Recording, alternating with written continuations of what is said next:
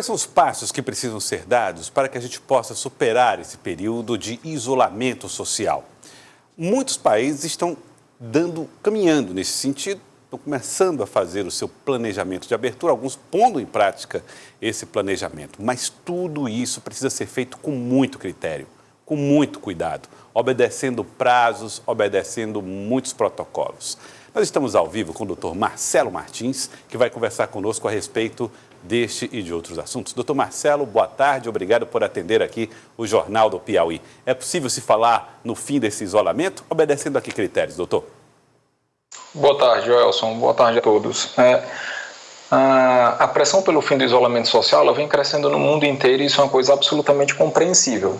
A gente não pode ficar indefinidamente com nossas atividades suspensas e é lógico que a gente tem que começar a ter algum planejamento.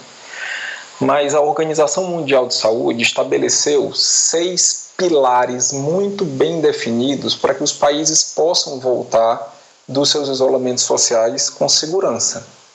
Então, assim, a gente precisa seguir esses 6 pilares, a gente precisa seguir essas 6 regras para tentar diminuir o impacto negativo que o coronavírus vai ter sobre a nossa sociedade. Um alerta que a OMS faz muito claro é que quem não seguir esses pilares vai correr o risco de fazer uma liberação precipitada. Fazendo essa liberação precipitada, o número de mortes e de casos volta a subir e daqui a pouco você tem que reinstalar o isolamento. Isso seria, do ponto de vista econômico, muito pior. Então, os 6 pilares seriam, em primeiro lugar, a transmissão do vírus tem que estar controlada. Segundo, o Sistema Nacional de Saúde tem que ter capacidade para detectar, testar, isolar e tratar os pacientes. O risco de surto tem que ser minimizado, que a gente mede através da transmissão pessoa a pessoa. Medidas preventivas têm que ser instaladas em locais de trabalho, têm que ser todos readaptados.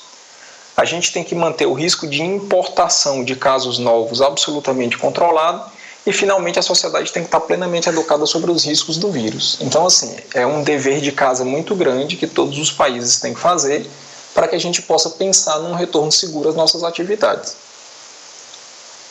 Vamos detalhar um pouco cada um desses pontos que o senhor falou. O senhor falou que as empresas, os locais de trabalho têm que estar preparados para essa retomada dos clientes e funcionários. Quais seriam essas condições? Antes disso, Cláudia, eu vou pedir licença rapidamente para falar de uma coisa. O primeiro item, que na verdade me parece o mais importante e fundamental, é que a transmissão do vírus tem que estar controlada. A gente só vai conseguir saber se a transmissão está controlada ou não testando. Assim, eu não sei se vocês sabem, mas o Brasil é o 12º país do mundo com o maior número de casos comprovados. Então, dos mais de 200 países do mundo que têm casos, o Brasil ocupa, infelizmente, a 12ª colocação. Mas o Brasil só testou, até a data de hoje, isso aqui é um dado atualizado pelo Ministério da Saúde, 1.373 pessoas por milhão de habitantes. Então, a nossa capacidade de testes é muito pequena ainda, infelizmente. Para fins de comparação, nós temos países que já testaram mais de 100 mil pessoas por milhão de habitantes. Nós temos países que testam, os países que têm mais casos do que o Brasil, os 11 países que têm mais casos que o Brasil, o que menos testou 4 vezes mais do que o Brasil. Então, a gente já vai parar logo no primeiro critério. Como é que a gente vai saber que a transmissão está controlada dentro do país se a gente não consegue testar? Então, isso é uma coisa que me preocupa muito. E com relação à adaptação dos ambientes de trabalho, as normas de higiene têm que ser muito mais rigorosas, as pessoas têm que usar máscaras, o número de pessoas... Eu vou dar um exemplo para você. A Áustria está voltando do seu lockdown. A Áustria está voltando às suas atividades agora, ela estava em lockdown durante 30 dias. A circulação de pessoas estava batendo 6% lá só. Lockdown é uma coisa, isolamento social é uma coisa completamente diferente, é o que a gente está fazendo aqui. Aqui a gente está batendo 50% de circulação. Agora eles estão liberando suas atividades para permitir uma circulação social de 20% só. Ambientes que tenham, eles estabeleceram, ambientes até tantos metros quadrados podem receber no máximo tantas pessoas. Todo mundo recebe máscara na hora que entra, todo mundo tem acesso ao álcool. Os pés têm que passar por uma solução desinfetante antes de adentrar o ambiente. São inúmeras regras de acordo com o tipo de atividade, entendeu? E todos os funcionários de todos os estabelecimentos têm que ter sido testados. Então, eles ficam testando maciçamente para que eles possam muito precocemente isolar as pessoas que têm coronavírus para evitar a disseminação do vírus na sociedade. Antes de ontem, o governador do estado de Nova York, dando uma entrevista coletiva, ele se comportou como um líder muito grande. Ele disse uma coisa, ele disse o seguinte: eu não sei como promover essa volta, porque isso nunca tinha acontecido na nossa história e a gente precisa literalmente ir testando com muito cuidado e muito devagar para evitar a matança que nós tivemos agora nos últimos dias. E com relação, então, a essa capacidade de testagem, hoje eu vi uma entrevista do novo ministro da Saúde, Nelson Teich, dizendo que comprou novos testes, mas ainda assim numa quantidade bem inferior ao tamanho da população do Brasil, que é gigantesco, 210 milhões. Existem outros métodos que possam dar uma certa segurança nesses dados para que a gente retome gradativamente? Cláudia, hoje de manhã, coincidentemente, eu participei de uma reunião com membros da Fundação Municipal de Saúde, com o prefeito Firmino Filho. A gente estava tentando, juntamente com matemáticos e outras pessoas da área de saúde, estabelecer uma estratégia que nos permita ter alguma segurança usando os chamados testes rápidos, que apesar de ainda disponíveis em quantidade pequena, a gente pode tentar estabelecer uma relação matemática, levando em consideração a sensibilidade e a especificidade desses testes, estabelecer uma relação matemática para saber que nível de segurança nós temos, entendeu? Então, assim, o que várias localidades do mundo estão fazendo é isso, porque para fins diagnósticos absolutos, vamos dizer assim, os testes são os chamados PCR, Polymerase Chain Reaction, quer dizer, um teste muito específico de execução mais elaborada e de execução mais difícil. Os testes rápidos estão se tornando mais disponíveis. Eles são tão eficazes quanto o PCR? Não são. Eles são tão seguros quanto? Não são. Mas é o que nós temos. Então a gente está tentando equacionar uma maneira que nos permita ter algum nível de segurança utilizando esses testes rápidos. Por tudo que o senhor está colocando, a gente pode concluir que, independente de quando voltaremos, poderemos voltar com uma margem de insegurança muito grande, já que nós não estamos conseguindo sequer superar o que o senhor apontou aí como o primeiro critério de obediência a esse primeiro critério dado pela OMS. Diante disso, como é que a gente vai se comportar no futuro? Como é que vai ser o nosso amanhã? No futuro nós vamos estar todo mundo como está hoje a Áustria, trabalhando o tempo inteiro com sanitizações em sequência? Joelson, um entendimento é praticamente um consenso mundial de que a nossa dinâmica de funcionamento social ela vai mudar em muitas coisas em caráter definitivo. Nós nunca tínhamos passado por uma pandemia dessa, ainda estamos passando, né? Em vários países do mundo ela ainda está em fase de aceleração. Por exemplo, se você voltar no dia 16 de abril, né, 5 dias atrás, o Piauí tinha 102 ou 103 casos confirmados. Hoje o Piauí tem mais de 180 casos confirmados. Isso é por causa do aumento de testes? É por causa do aumento de testes, sim, mas isso mostra que o vírus está muito mais presente entre nós do que a gente imagina. Quer dizer, o número de mortos saiu de 8 mortos no dia 16 para 14 mortos até ontem à noite. Então, a gente ainda não está nessa fase de controle. Então, sim, a dinâmica de funcionamento das sociedades vai mudar, eu acredito. Quer dizer, a OMS acredita que vai mudar. A gente vai ter que, alguns hábitos nossos vão ter que mudar. Né? Muito provavelmente aquele calor brasileiro de abraçar, de tanto contato físico e tudo mais, aquilo vai ter que mudar um pouco.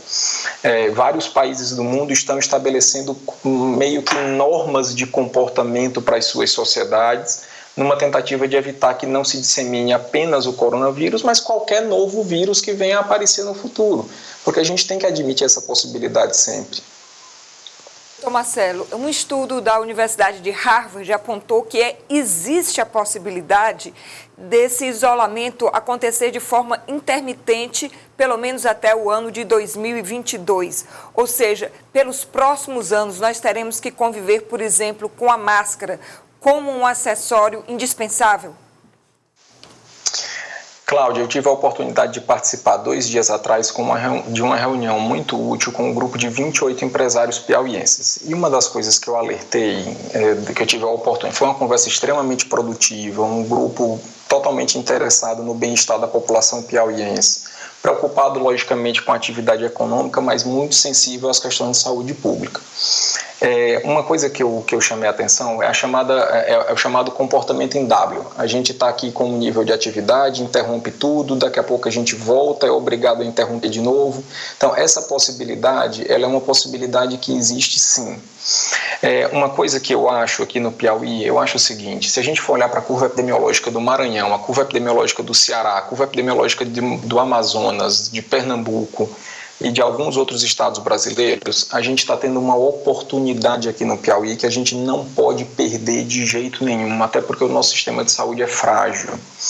A gente está tendo a oportunidade de estudar a nossa retomada com muita calma. Não adianta termos pressa. Se a gente tiver pressa na retomada da atividade econômica, eu também quero voltar para a minha vida normal. A coisa que eu mais queria era voltar para a minha vida normal, amanhã de preferência. A minha vida saiu completamente da normalidade nesses últimos 30 dias. Eu também estou isolado da minha família, eu também não tenho contato com ninguém. A não ser com os meus colegas de trabalho, meus profissionais que trabalham nos hospitais e com alguns outros profissionais envolvidos no combate à Covid.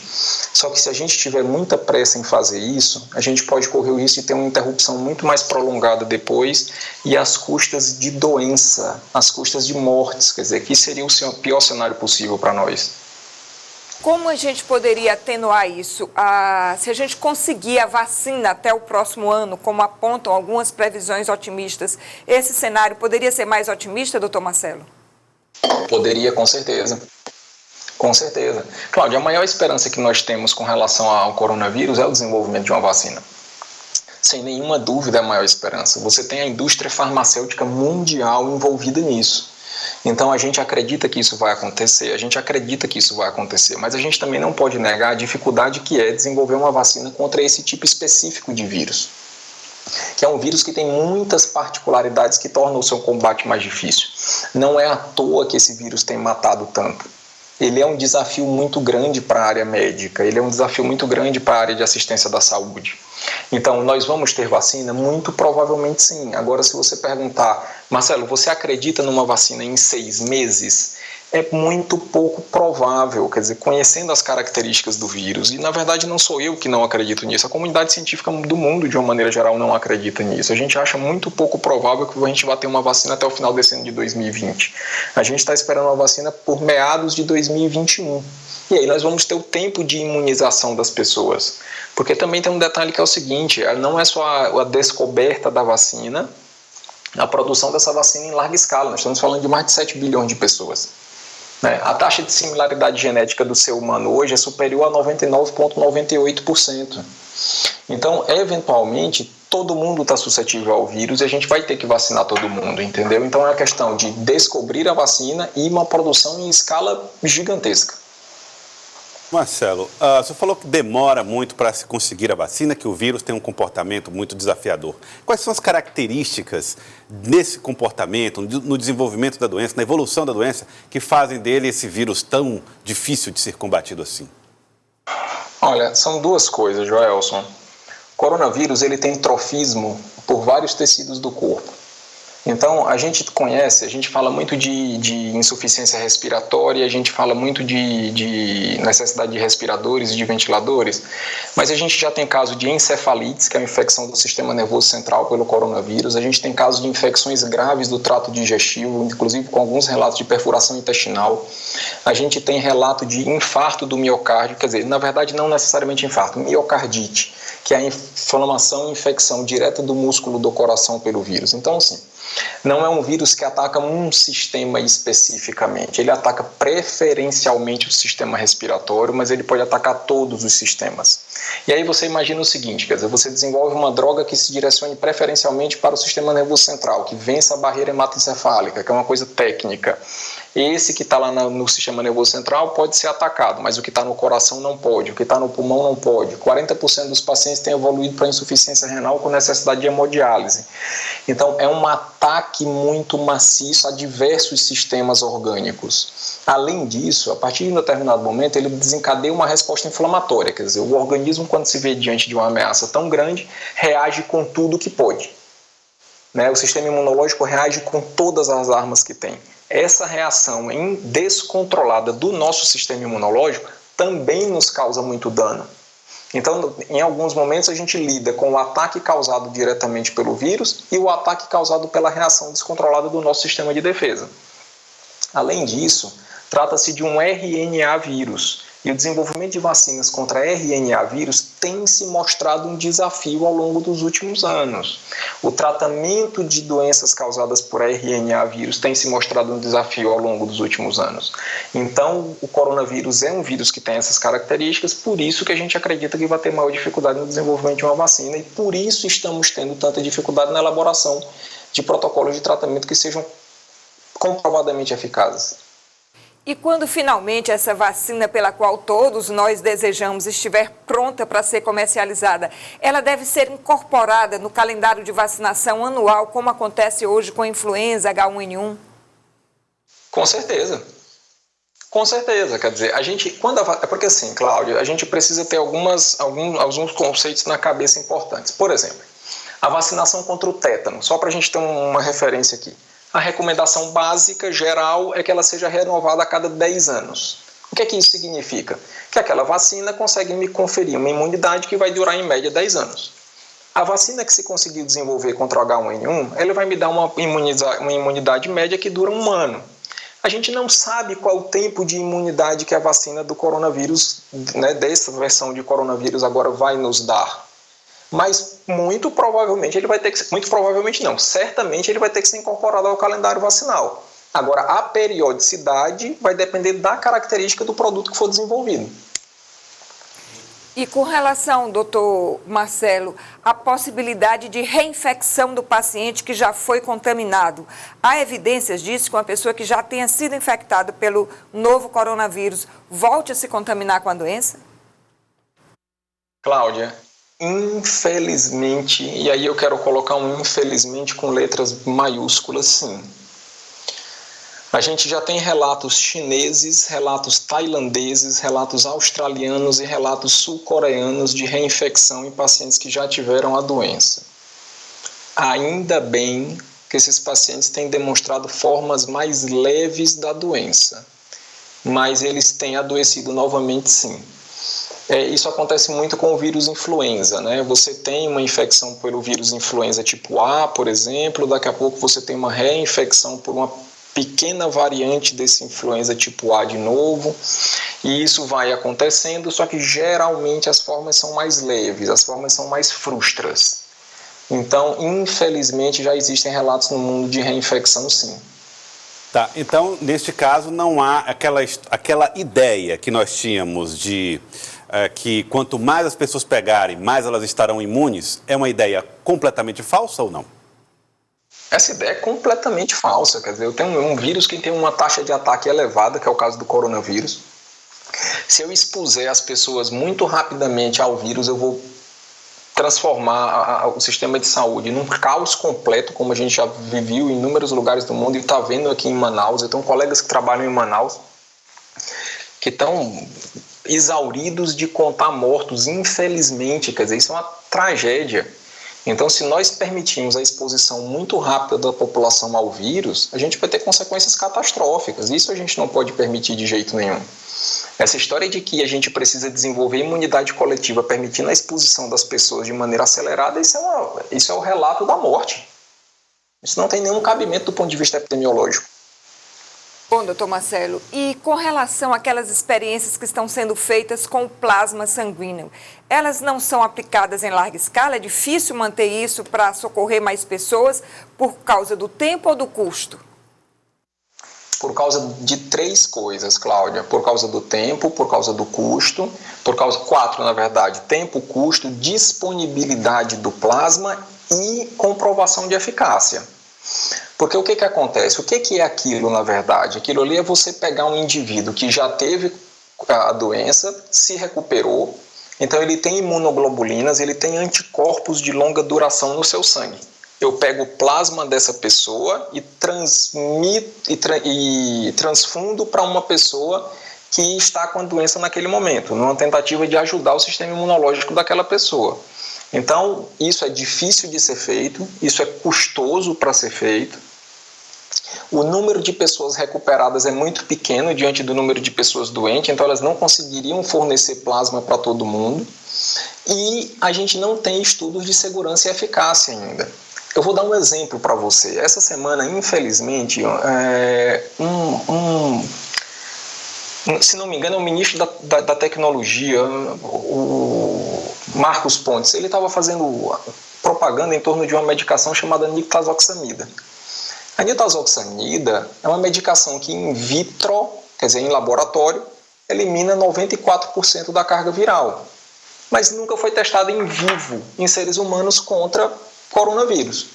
A ivermectina, que foi anunciada uma semana antes, elimina 100% do vírus da dengue em laboratório, mas não conseguiu eliminar nada em seres humanos. A ivermectina eliminou 100% do coronavírus em laboratório. E nós não temos nenhum resultado favorável dela em seres humanos. Então, todo dia, praticamente, aparece uma fórmula mágica nova de tratamento. E, infelizmente, a gente não tem nada que tenha comprovação.